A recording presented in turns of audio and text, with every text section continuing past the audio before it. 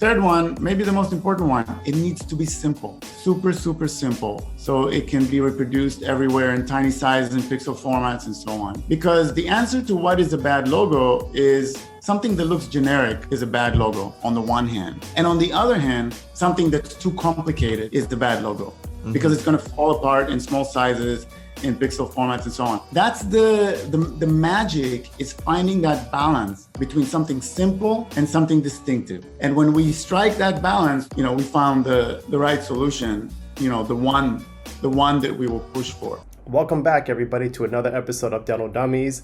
Today, we're going to be looking at what goes into a logo. It's not just necessarily dental-specific logos, but I believe that these are the main rules of logo making that's applicable for any sort of business. So as you are coming up with your own startup or acquisition, we're going to follow these basic rules. Stay tuned. Let's find out together.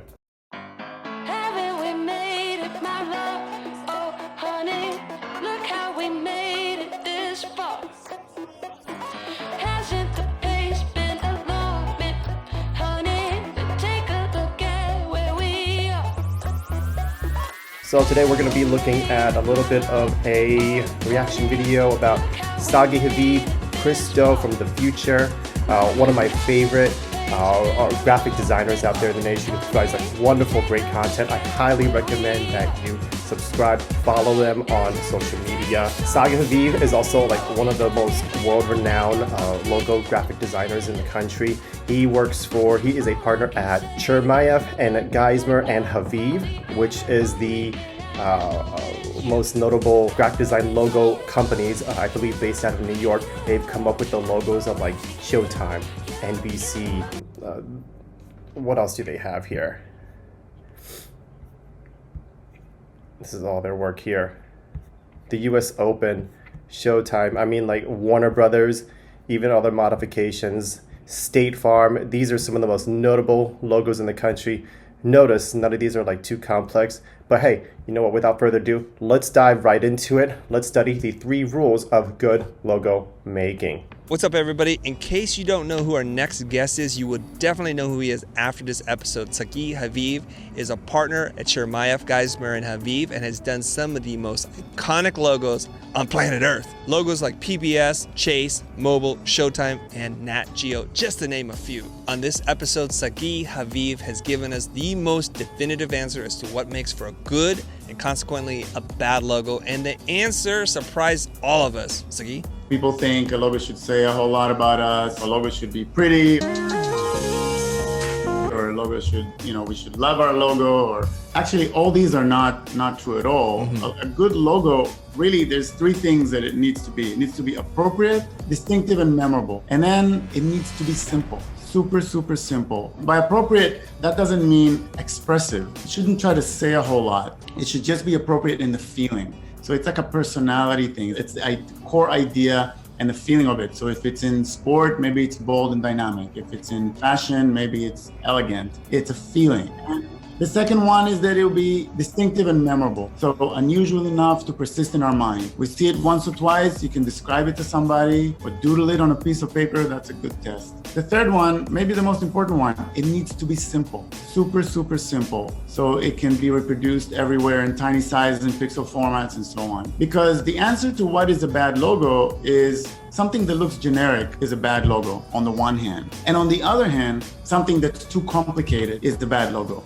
Because it's going to fall apart in small sizes, in pixel formats and so on. That's the magic, is finding that balance between something simple and something distinctive. And when we strike that balance, we found the right solution, the one that we will push for. So there you have it, the 3 basic rules. Rule number 1, there are 3 things. Rule number 1, it should be appropriate. There we go. Rule number 1 should be appropriate for, let's say, your industry. So for my case, we're looking at an orthodontic office that wants to appeal to not just teenagers and kids, but also should be appealing to adults as well. So if I had let's say a logo of like a dinosaur, for instance. It wouldn't go really, really well to attract, let's say, adults, but it would most certainly attract kids. That would probably be more appropriate for like a pediatric office or a pediatrician's office. Well, in that case, distinctive. This part can be kind of tricky because you want it to be. You want it to stand out, but you don't want it to like be too crazy with it. But it should be, easy to remember in some ways. And it needs to be simple, super, super simple. By appropriate, that doesn't mean expressive. You shouldn't try to say a whole lot. It should just be appropriate in the feeling. So it's like a personality thing. It's a core idea and the feeling of it. So if it's in sport, maybe it's bold and dynamic. If it's in fashion, maybe it's elegant. It's a feeling. So notice like the first one was appropriate. So let's take a look at this Arthur Ashe Stadium logo. Actually rather simple in design right here, reflecting like the tops of the stadium in the arc format. Nice bold sans serif font as well. Very, very appropriate for sure. Stands out. Not too crazy, but yet it expresses the feeling of what it has to be. Bold and dynamic. If it's in fashion, maybe it's elegant. So if you look at Barney's New York right here, they used more of a serif font just to make it a little bit more elegant, trying to go for more of like the classy style look over here, okay? It's a feeling. The second one is that it will be distinctive and memorable. So unusual enough to persist in our mind. We see it once or twice, you can describe it to somebody or doodle it on a piece of paper, that's a good test. So distinctive, you want it to be memorable and separate from like the rest of the industry. Basic rules, yes, you should be able to even like describe it and draw it on like a napkin is I believe what Sagi Haviv's rule is. So in this case, the Chase logo, which was created like, decades ago, you can spot this thing, you know exactly where it's coming from. Let's say like take like the Nike logo, the Apple logo, and so forth, okay? Sure, very distinctive. The third one, maybe the most important one, it needs to be simple, super, super simple. So it can be reproduced everywhere in tiny sizes and pixel formats and so on. Because the answer to what is a bad logo is something that looks.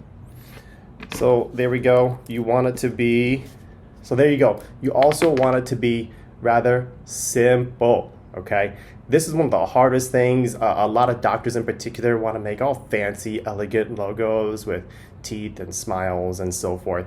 You make it too crazy, it's going to be really, really hard to get all the details when you want to make it in like a small size or a big size.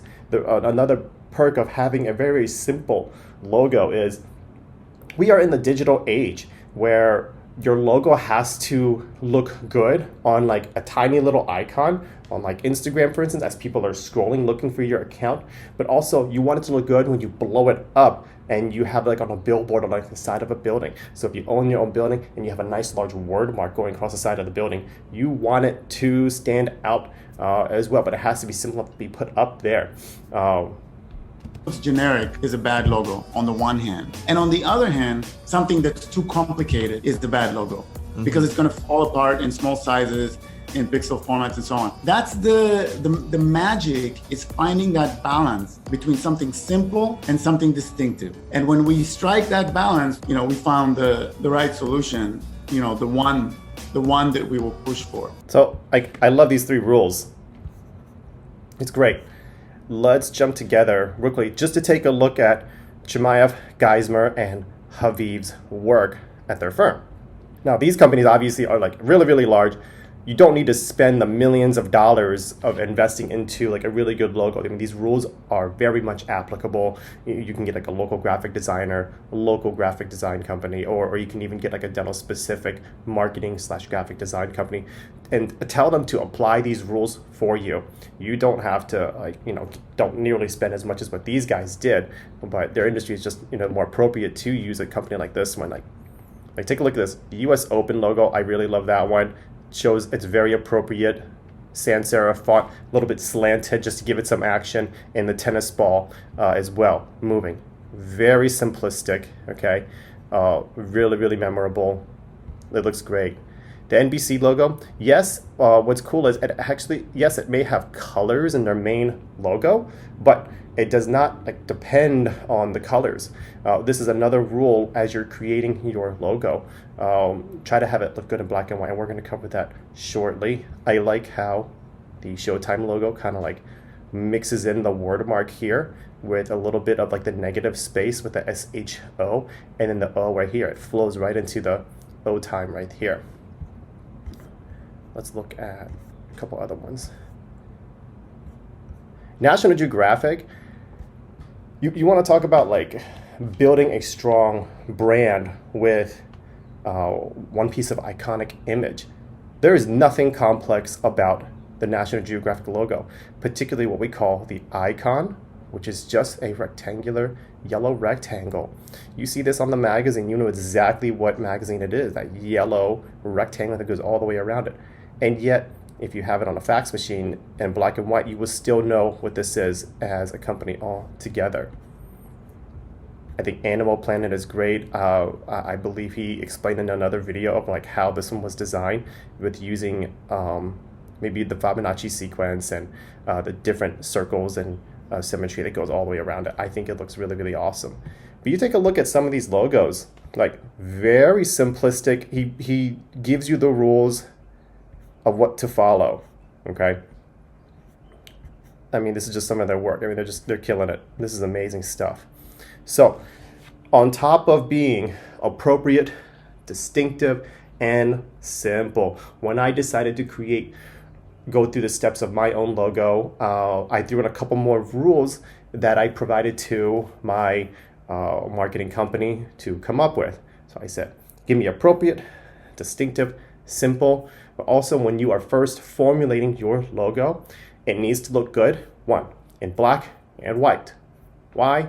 Because when you put it at like a black and white printer, or if you're still faxing it, which sometimes you do, you have your logo on there. You don't want to depend on colors. You don't want to depend on any sort of gradient or three-dimensional imagery. It has to look good as a flat image in black and white. The next rule I provided for them, I said I didn't want anything to do with teeth. I didn't want any braces on there. I didn't want any smiles on there. It's too generic. I think that style is gone from like 10, 15 years ago. That is not the wave of the future. And I think if you even share that with your graphic design company, they're actually going to be thrilled to give them a little bit more creative freedom to put some things together. I was putting this stuff together here. See if I can, I'll do some close-up, maybe some pictures and so forth like this. I would put together these little drawings of like, oh, what if we put together like an E and an O together all over the place. And you can see how I'm just doodling away. Call me crazy, but it is just what I was doing in my spare time as we were putting this all together. Oh, this is a crazy one. I was trying to do like an EO and like a mountain icon. So instead of a tooth, we decided to go with more like a mountain sort of look. I'm like, oh, we're kind of putting it together now. Do I flip the E? Hold on, let's see here. There we go. Do I flip the E and so forth? So that's some of my doodling like there. Wasn't sure how it was going to all blend together, and I sent these sketches to the graphic design company. I'm not an artist in this format per se, but I gave them those rules, and we got what we got. So we're going to jump right in and take a look at these steps of like my own logo, the multiple rounds and the thought process that we were thinking. Excelsior Orthodontics. Yes, we hired Wondrous to put together our logo and website. Full disclosure, I am not paid by Wondrous in any way, but they did do quite excellent work. Definitely check it out. Laura and Michael are great. They have a wonderful team. And I think where actually doctors might not fully get what they want, you have to provide a lot of feedback for them. You have to give them guidance. Be honest with your feedback on what you're really trying to look for, open up about your vision and everything. So the look we were going for was like a Apple, Nordstrom, Nike type of feel, and wanted our office to be age appropriate from, 7, 8-year-olds, 9-year-olds, even up to like patients that were like 55 plus adults looking for treatment.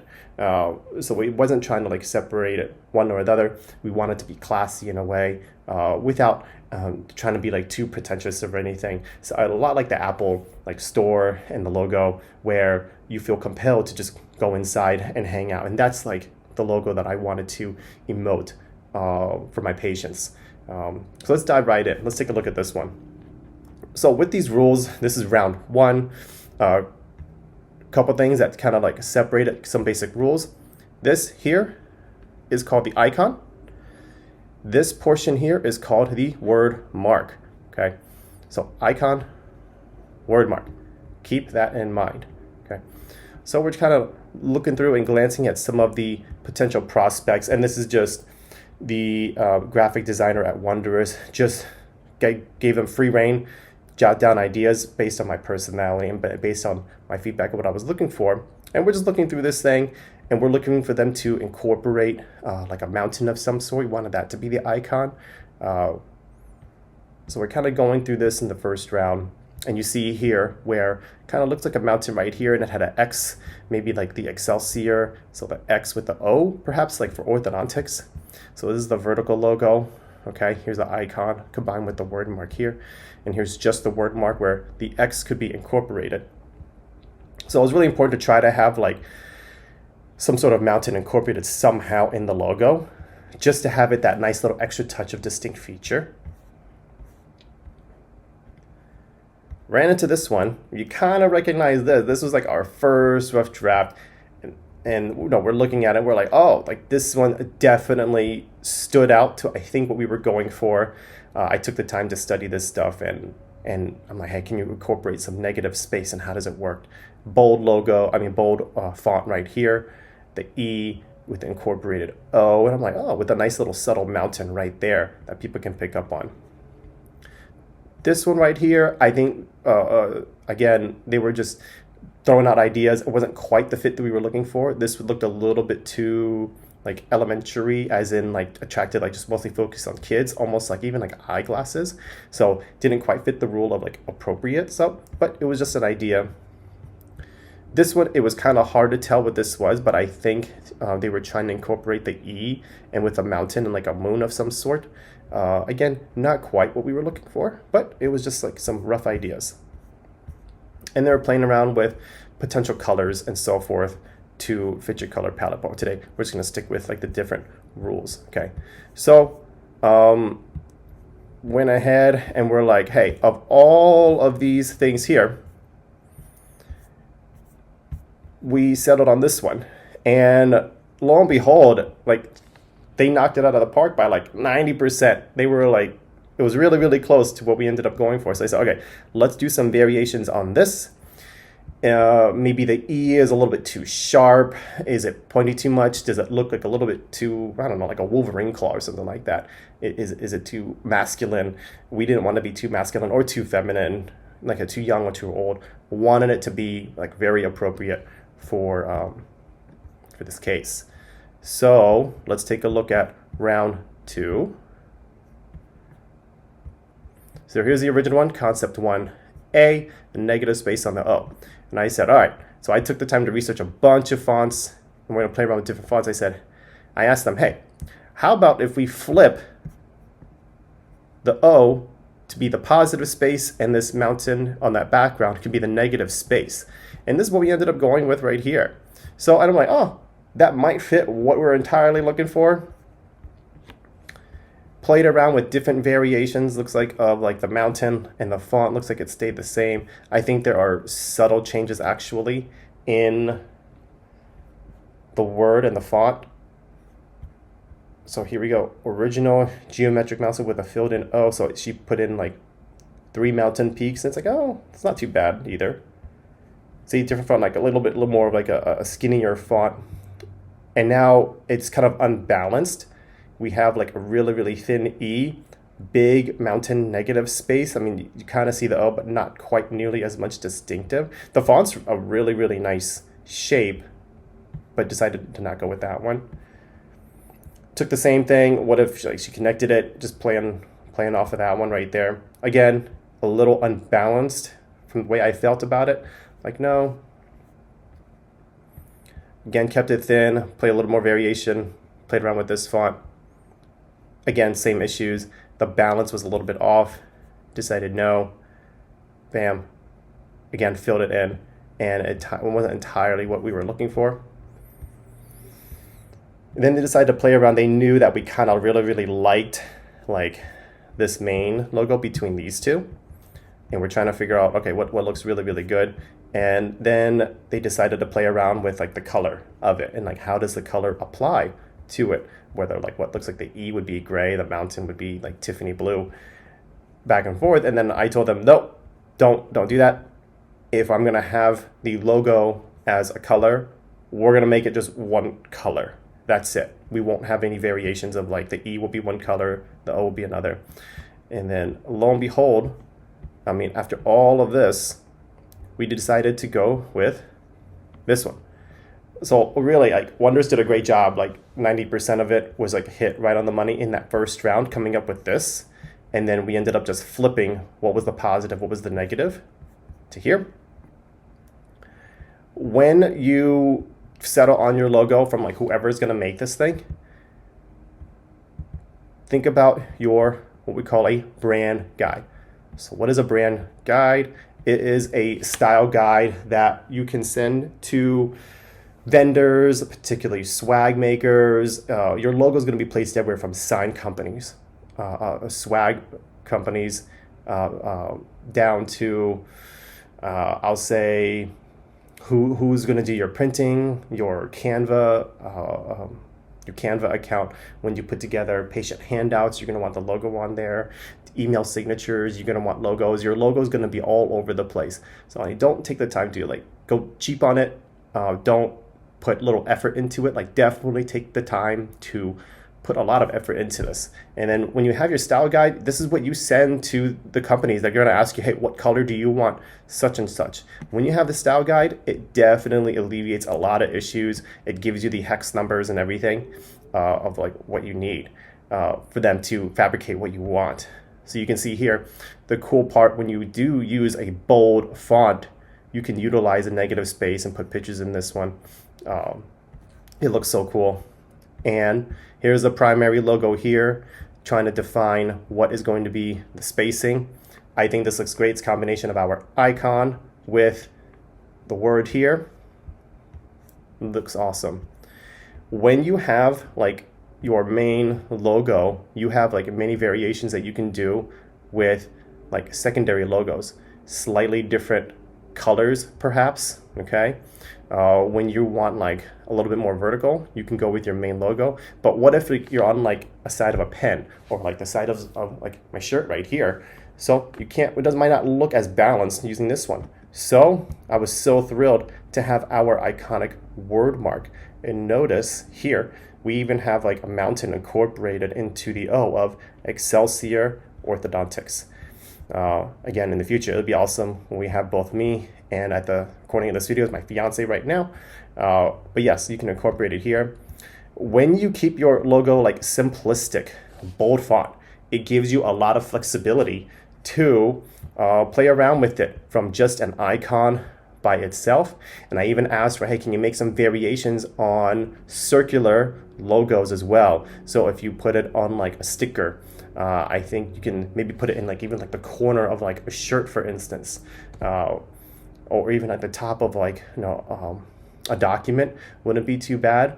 But no, it can give the name, or in this case, I use it mostly for social media icons, like the icon part where you need to see like the logo. So like the Facebook page, the Instagram page, that's like the profile picture. You can put on like a little circular badge. So I highly recommend you have your primary logo.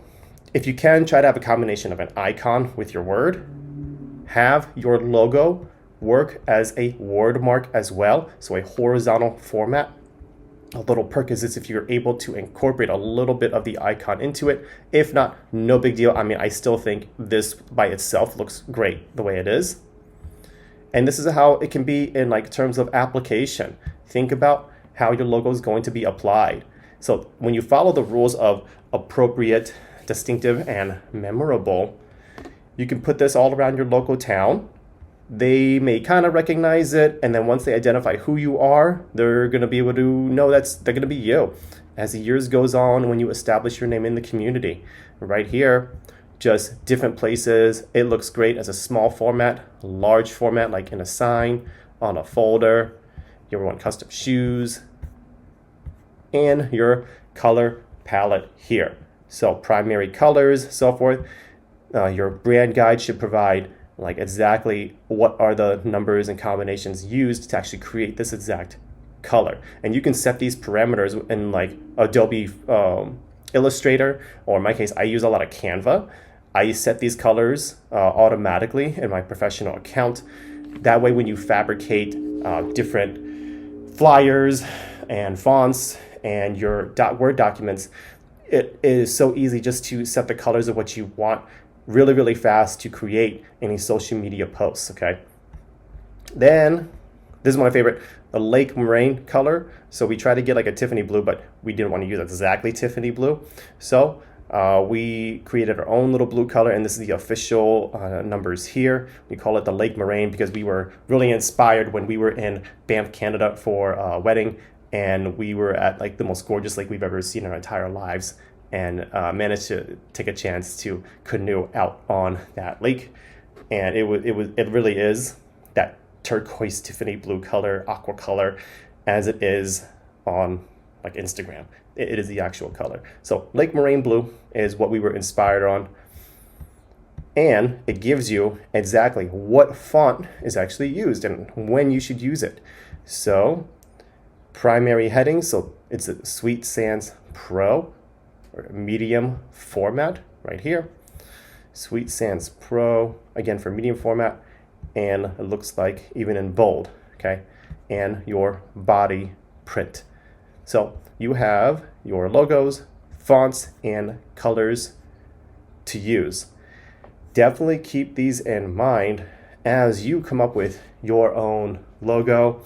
I think this is one of the best investments we ever did. This is a piece of like iconic artwork that's going to stay with you for 10, 20, 30 years. By the time you put your signs up, your swag out there, all in the community, it's very, very expensive to completely change it. So definitely take the extra time to get it right in the first place. You won't regret it at all. Thank you very much, everybody, for tuning in. I hope you enjoyed this.